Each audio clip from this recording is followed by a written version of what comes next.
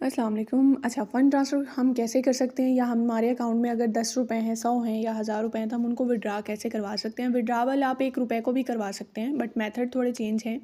सबसे पहले मैं आपको कैश आउट का बताती हूँ कि कैश आउट आप डायरेक्ट कंपनी में विड्रावल रिक्वेस्ट लगा सकते हैं, और वो ये लगेगी आपकी यहाँ से।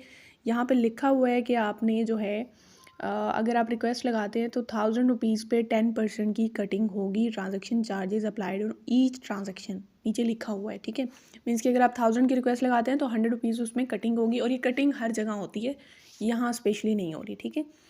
तो ये हर जगह होती है और कट होता है अगर हम डायरेक्ट कंपनी में विड्रा लगवाते हैं, ठीक है। तो आप सिंपल यहाँ पे अगर आपके अकाउंट में जो है 1000 से अब अमाउंट है तो आप यहाँ 1000 लिखेंगी, या जितनी आपने विड्रावल रिक्वेस्ट लगानी है तो आप वहाँ यहाँ पे लगाएंगी।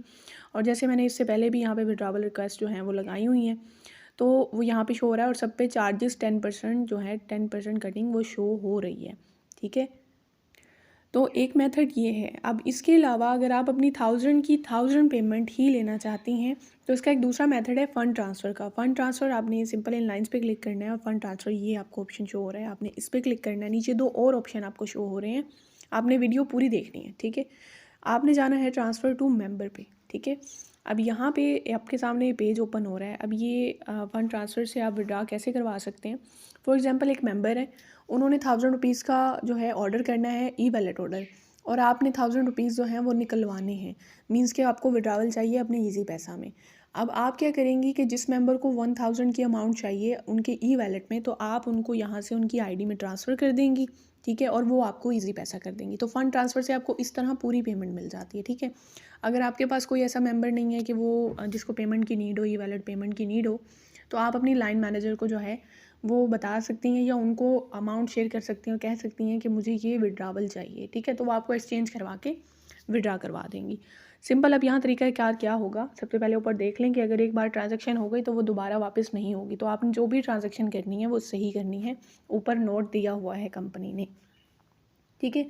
सबसे पहले यहाँ पे मेंबर आईडी लिखनी है। अब फॉर एग्जांपल मैं इनको सेंड करना चाह रही हूँ, सही शबी हसन की आईडी है, ठीक है। मैं इनको सर्च करती हूँ। अब ये आईडी लिखी है मैंने, आपको एक आईडी दी जाएगी, ठीक है। एक आईडी आपको आपकी लाइन मैनेजर देंगी, तो आपने वो यहाँ पे लिखनी है। उसके बाद आपने सर्च पे क्लिक करना है। अब जो नेम उन्होंने बताया है, अगर वहाँ यहाँ पर वही नेम आ रहा है तो आपकी आईडी बिल्कुल सही है, आप इसमें पेमेंट कर सकते हैं।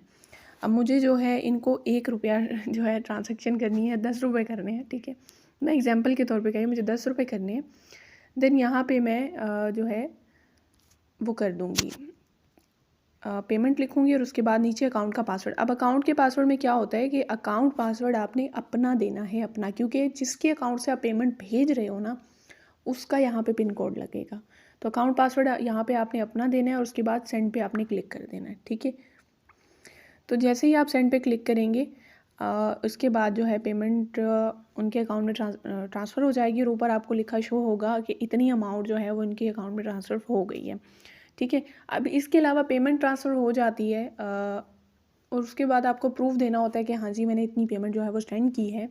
तो आप आएंगे दोबारा 3 लाइन्स पे। अब ये ट्रांसफ़र टू ए मेंबर के नीचे ट्रांजैक्शन हिस्ट्री का एक ऑप्शन है, आपने इसको ऑन करना है। इसको ऑन करने के बाद यहाँ पे पूरी हिस्ट्री के अभी तक आपने किस किस को कितना फ़ंड ट्रांसफ़र किए है वो यहाँ पे शो हो जाएगा, ठीक है। अगर मैं इसको डेस्कटॉप साइज़ में करके आपको दिखाती हूँ, तो यहाँ पे